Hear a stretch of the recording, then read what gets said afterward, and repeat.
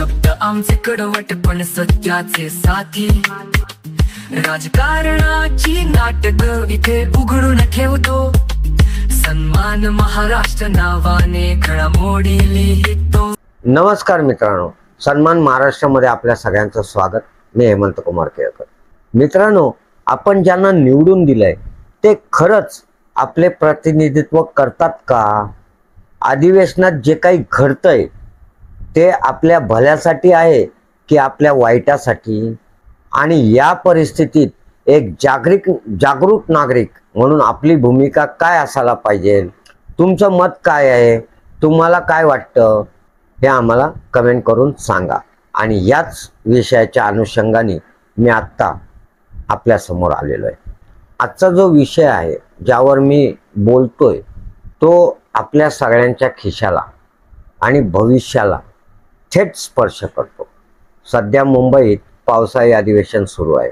आपण YouTube, TV याच्यावरनं त्या अधिवेशनाबरोबर सगळं बघतच असाल।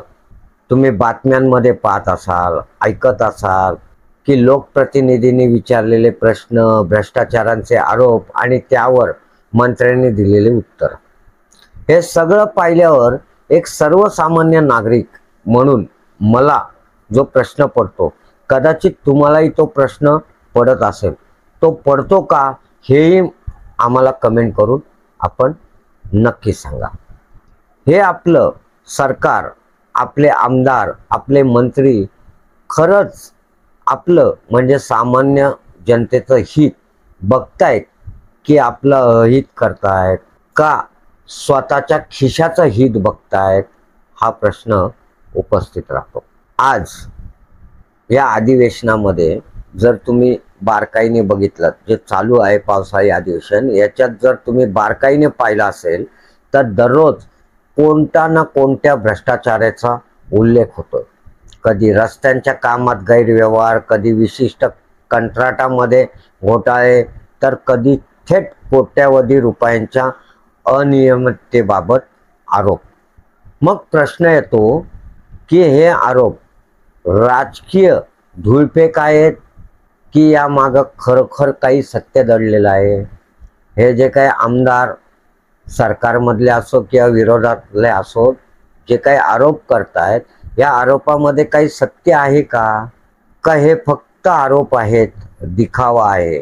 जर हे खरे असतील असं आपण मानून जाऊ, जर हे खरे असतील तर ज्यांनी आपल्या पैशांवर डरला मारला त्या लोकांवर कारवाई कधी होणार? आणि जर हे आरोप खोटे असतील तर त्याची सत्यता जनतेसमोर कधी येणार?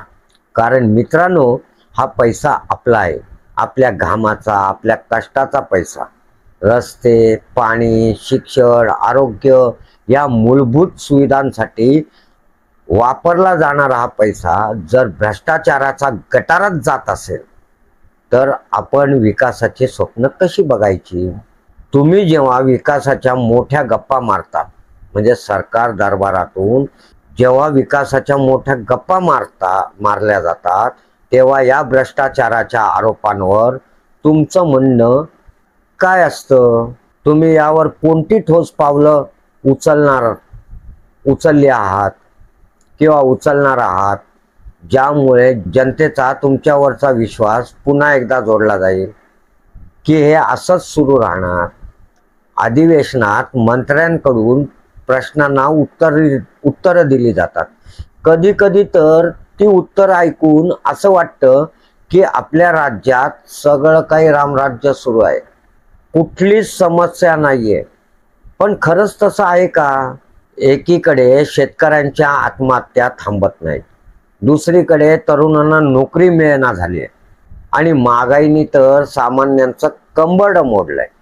हे प्रश्न जेव्हा अधिवेशनात येतात तेव्हा त्यावर ठोस परिणामकारक उपाययोजनांची घोषणा होण्याऐवजी फक्त आकडेवारी सादर केली जाते। जुन्या योजनांची नावं घेऊन वेळ मारून नेली जाते। आम्ही हे केलं, आम्ही ते केलं असं सांगितलं जातं, पण जमिनीवरची परिस्थिती मात्र वेगळी असते। तुमची धोरणं आणि योजना खरोखरच सामान्यांपर्यंत पोहोचतात का?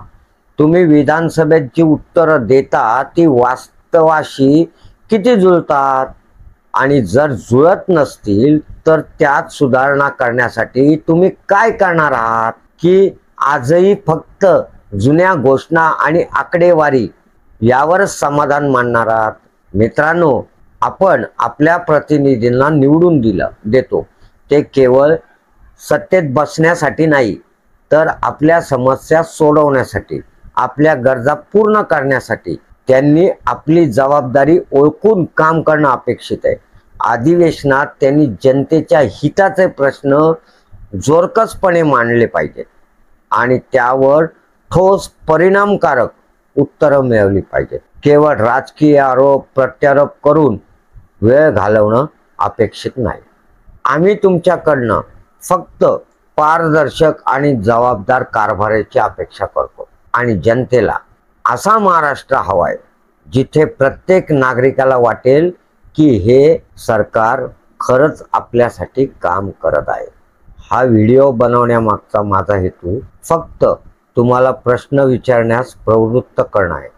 कारण जोपर्यंत आपण प्रश्न विचारणार नाही, जाब विचारणार नाही, तोपर्यंत आपल्याला उत्तर मिळणार नाही. आज हे साधे प्रश्न आहेत जे लोकांना पडतात, जे मलाही पडतात. आपण ज्यांना निवडून दिलंय ते खरंच आपलं प्रतिनिधित्व करतात का? अधिवेशनात जे काही घडतं ते आपल्या भल्यासाठी आहे की आपल्या वाईटासाठी? आणि परिस्थिती एक जागरूक नागरिक म्हणून आपली भूमिका काय असायला पाहिजे?